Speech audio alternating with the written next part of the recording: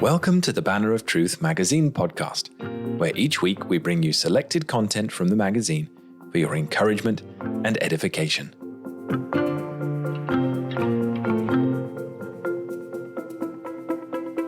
Jonathan Edwards, according to George Marsden, one of his modern biographers, spent his whole life preparing to die.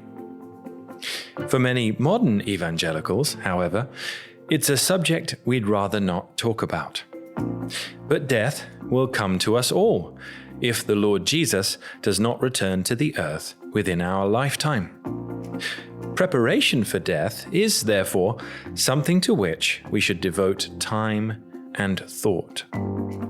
The Puritans were especially aware of the ability of death to take us by surprise, and therefore of our need to prepare for death in due season, before ill health of body or mind, or indeed death itself, prevents our doing so. This week, we're going to listen, in part 2 of our mini-series on death, to two godly men on preparations of various kinds for death. We're going to listen to George Swinnock, a pastor of the 17th century, and Archibald Alexander, the Princetonian pastoral theologian who was described as the Shakespeare of the Christian heart. See episode 10 of the podcast for more on him. Let's turn first to George Swinnock, who ministered in Aston Clinton, Buckinghamshire, from 1655, and then in Great Kimble in the same county until he was ejected for nonconformity. The following excerpt is from his The Fading of the Flesh, which is an exposition of Psalms 73, 25, and 26. Whom have I in heaven but you? And there is nothing on earth that I desire besides you. My flesh and my heart may fail, but God is the strength of my heart and my portion forever.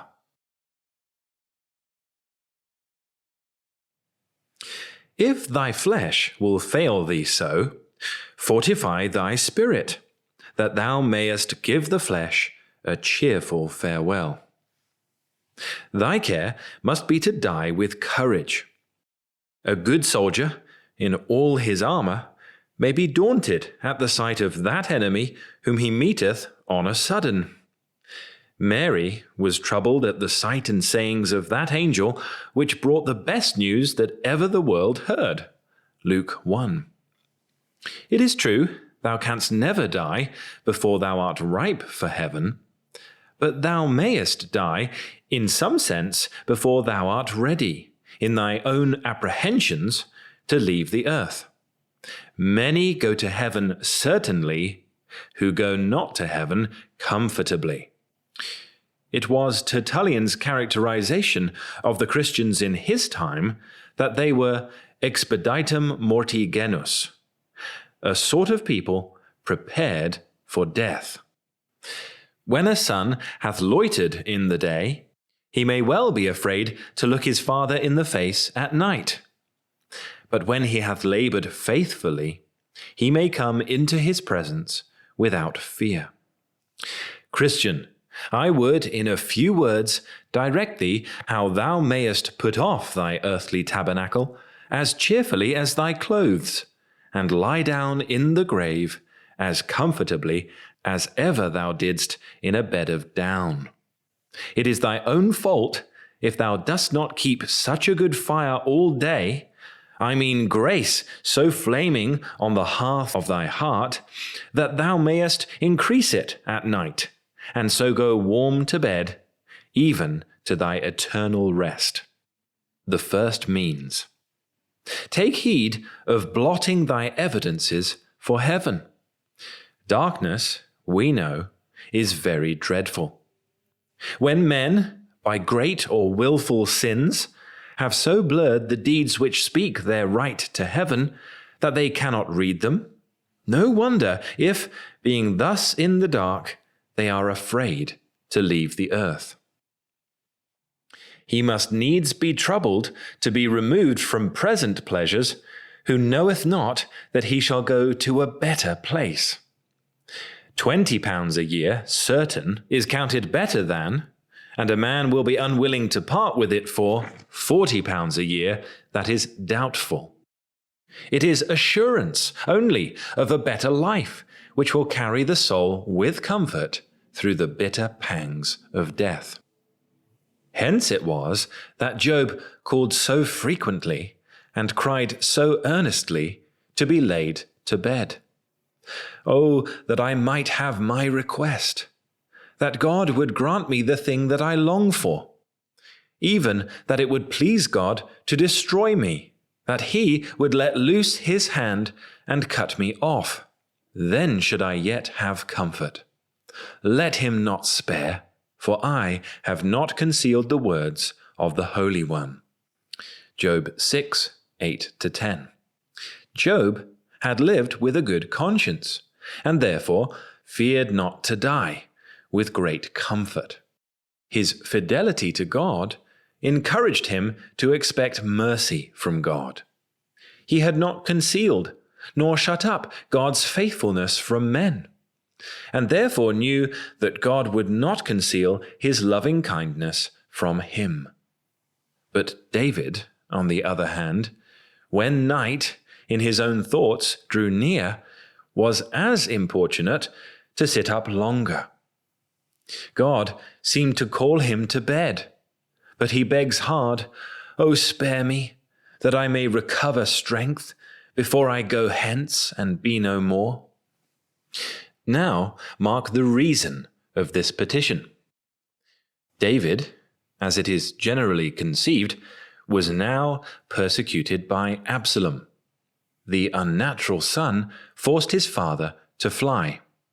He, in his suffering, reads his own sin and God's indignation. And so David dreads an appearance in the other world in such a condition. He who, when things were clear between God and his soul, could walk in the valley of the shadow of death and fear none ill, could even give death a challenge, now, when things are cloudy and dubious, runs back like a coward. He had lost the sense of God's favor, and therefore could not think of venturing into his presence without much fear. The train of his corruptions threatened to wait on him to the highest court, and he durst not appear before the Lord with such company. He had been declining in his grace under a sad distemper, and, as a weak, consumptionate man, he was afraid to travel so great a journey, as the way whence he should never return. The tenant who lacks his rent loves not to hear of the quarter day, the payment day. Friend, if thou wouldst leave the world cheerfully, live in the world conscientiously. Take heed of those fiends which will fright thee in the night of death. Choose suffering before sin, and punish thy body to keep thy soul pure. Logicians, who regard not the premises, infer wild conclusions.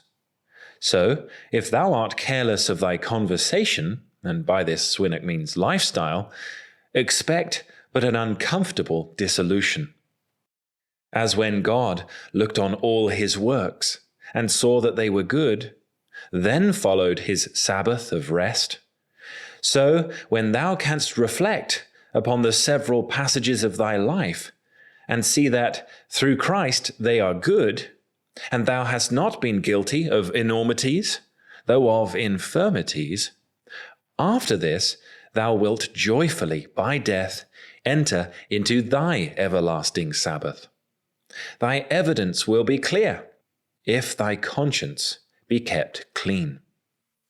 But the truth is, many, even amongst Christians, wound their souls by venturing on sin, and then flinch and start back when they come to be searched. Besides, they neglect casting up their accounts so long that they know not whether they are worth anything or nothing, and so may well be unwilling to have their estates ransacked into. If thou shouldest fall, I would not sad any saint. Take heed of lying there, but be as speedy as is possible in calling to Christ to raise thee up. If thy conscience be raw with the guilt of any sin, a light affliction, much more death, will make thee kick and fling, and unwilling to bear it. But when thy flesh is sound, thy spirit healed by the blood of Christ, death itself will be but a light burden on thy back. How merrily mayest thou, though thou hast not a penny in thine own purse, go the way of all the earth, travel into the other world, when thou art sure of Christ in thy company, who will bear thy charges all the way.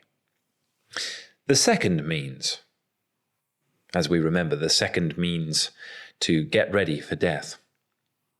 Secondly, mortify thy affections more to the world and all its comforts.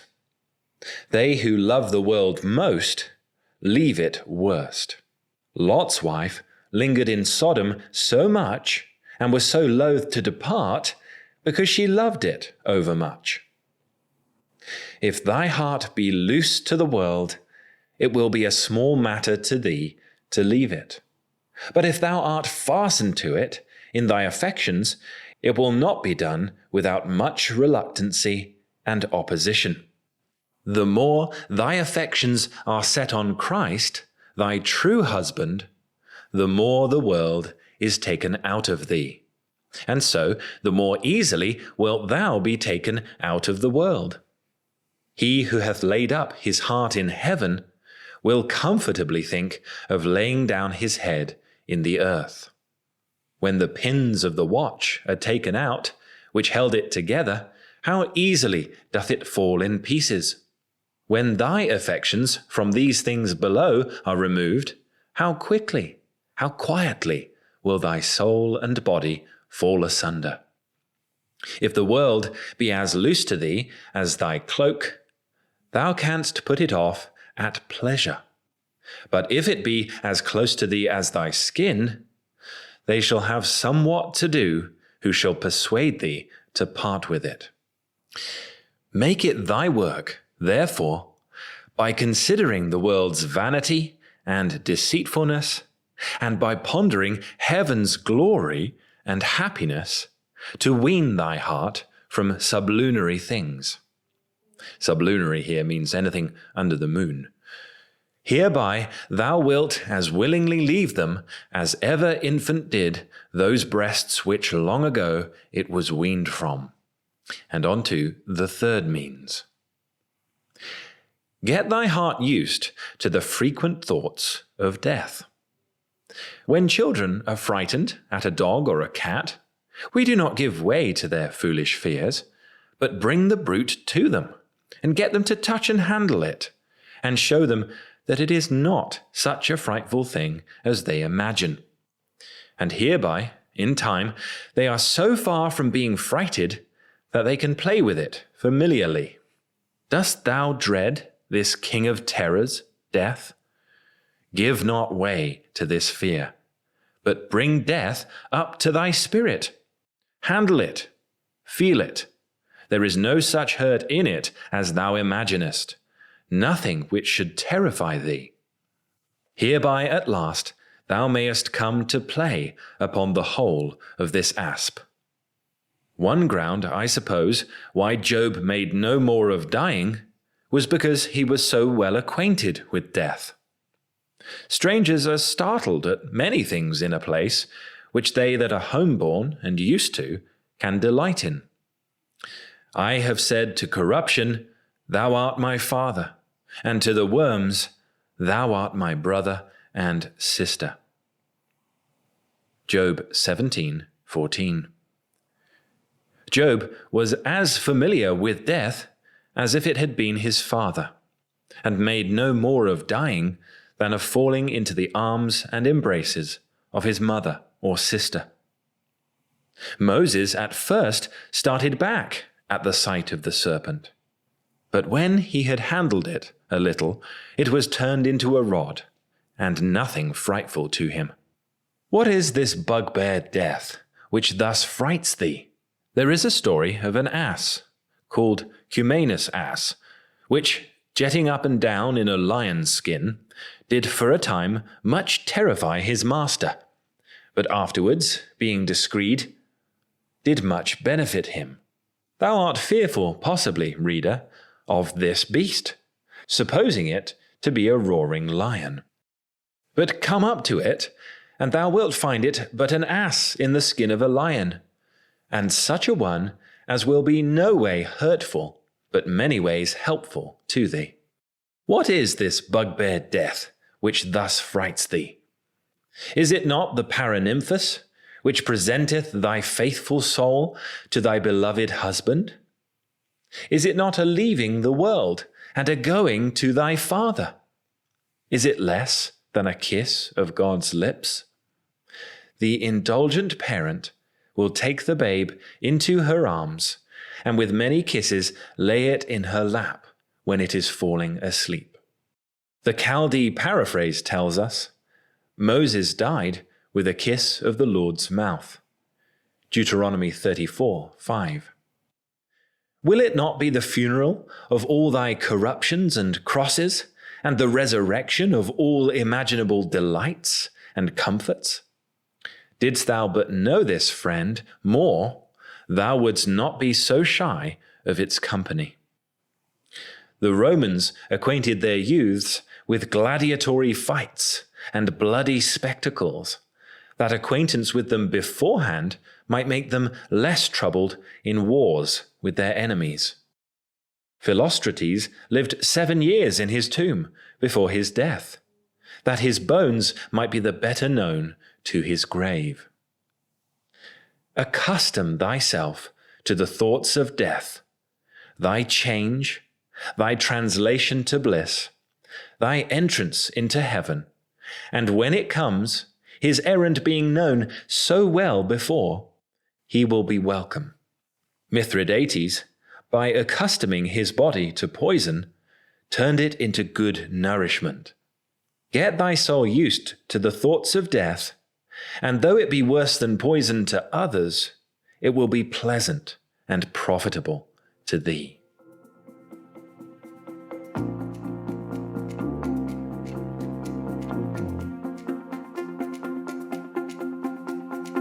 And now, in our second segment this week, let's listen to an excerpt from Archibald Alexander's Thoughts on Religious Experience.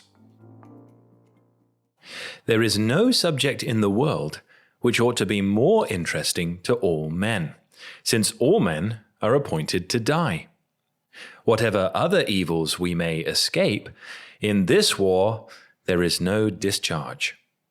It is a scene of which we can have no previous experience, and therefore it is prudent to learn what we can from the experience of those who have gone before us. It is an important and an awful scene, and should therefore occupy many of our thoughts. If due preparation has been neglected in life and health, there is small probability that it will be made on a dying bed.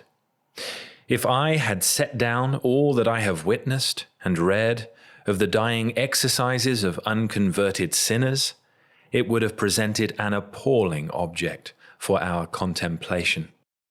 Such scenes have often been exhibited in print, and are not without their use. But such narratives did not fall within the scope of these essays. But however insipid or even disgusting these accounts of the dying exercises of believers may be to some readers, there is a class, and a large one too, who will take a deep interest in these things, because they are now waiting till their change come, and are looking forward with intense interest to that inevitable event of which we have been writing so much. These are the persons whom the author has had principally in view in selecting these experiences of departing saints. And as the hopes and comforts of the children of God in life are very various, So he has endeavored to show that a like variety is found in their views and exercises at the time of their departure out of the world. The writer confesses also that, in dwelling so long on this subject, he had some regard to his own edification and preparation for death. As he knows from infallible evidence that he will soon be required to put off this tabernacle and to emigrate from this lower world, he was solicitous to acquire as much information as he was able from those who had gone before. What were the difficulties, sufferings, and encouragements of pilgrims in this last stage of their journey? And, however it may be with others, he has derived instruction and encouragement from the contemplation of such scenes as are here described.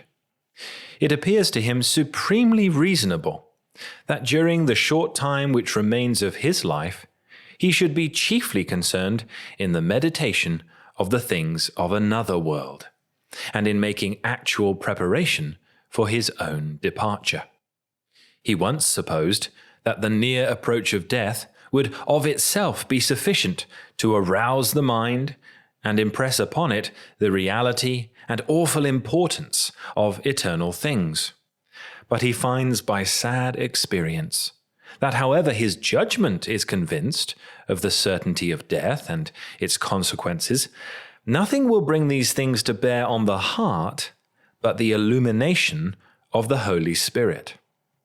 He wishes, therefore, to engage in such reading, meditation, and writing as may have a tendency to fix his thoughts on the solemn scene before him, when he must close his eyes on the light of this world and bid adieu to all his friends and objects with which he has been conversant here.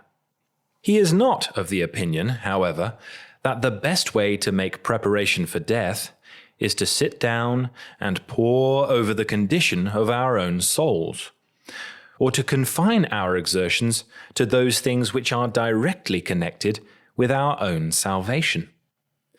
We are kept here to do our Master's work, and that relates to others as well as ourselves. We have a stewardship of which we must give an account, and the faithful and wise steward is careful and diligent in dispensing to others the blessings committed to him. This is especially the case in regard to ministers of the gospel. We have a responsible office, and our account before the tribunal of Jesus Christ must be solemn and awful. And it will not do to relinquish the proper work of our calling upon the pretext of seeking our own salvation. Our own seeking will be entirely unavailing without the aid and blessing of God. And this we may expect most confidently when we are diligently engaged in doing His work, which is always the duties of our station and calling.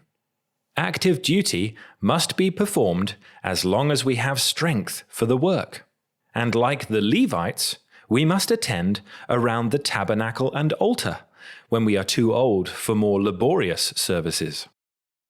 Many of the faithful servants of God have expressed a strong desire not to outlive their usefulness, and some have wished that their departure might occur in the very act of preaching. These things we may better leave to the wisdom of God, who directs all the circumstances of the death of his people as well as of their lives. Even when, by reason of bodily infirmities, the servants of God are obliged to desist from public labors, they do not cease from serving their master. Their lives are not useless. His name is as much honored by patient submission and cheerful resignation as by zealous public exertion. And the greatest and most effectual work which can be performed by any on earth, they can perform. I mean the offering of prayers and intercessions day and night at the throne of grace. Let not the infirm and aged say that they can now do nothing for God. They can do much, and for aught they can tell, more than they ever did in the days of their vigor. It is a beautiful sight to see men laden with fruit, even in old age. Such fruits are generally more mature than those of earlier days, and the aged saint often enjoys a tranquility and repose of spirit, which is almost peculiar to that age. David, or whoever is the author of the 71st Psalm, prays most earnestly a prayer which should be daily on the lips of the aged. Cast me not off in the time of old age. Forsake me not when my strength faileth. And again, now also, when I am old and grey-headed, forsake me not, until I have showed thy strength to this generation, and thy power to all that are to come. Let the aged, then, tell to those that come after them the works of divine grace which they have witnessed, or which their fathers have told them. Let them be active as long as they can, and when bodily strength fails, let them wield the pen. Or if unable to write for the edification of the church, let them exhibit consistent and shining example of the Christian temper, in kindness and goodwill to all, in uncomplaining patience, in contented poverty, in cheerful submission to painful providences, and in mute resignation to the loss of their dearest friends. And when death comes, let them not be afraid or dismayed. Then will be the time to honor God by implicitly and confidently trusting in His promises. Let them, against hope, believe in hope. It is by faith that the last enemy must be conquered. He that believeth shall not be confounded in this trying hour. The great shepherd will not forsake his redeemed flock, for whom he has shed his blood. And though the adversary may rage and violently assault dying saints, he shall not overcome them. Each one of them may say, with humble confidence, though I walk through the valley of the shadow of death, I will fear no evil, for thou art with me. Thy rod and thy staff, they comfort me.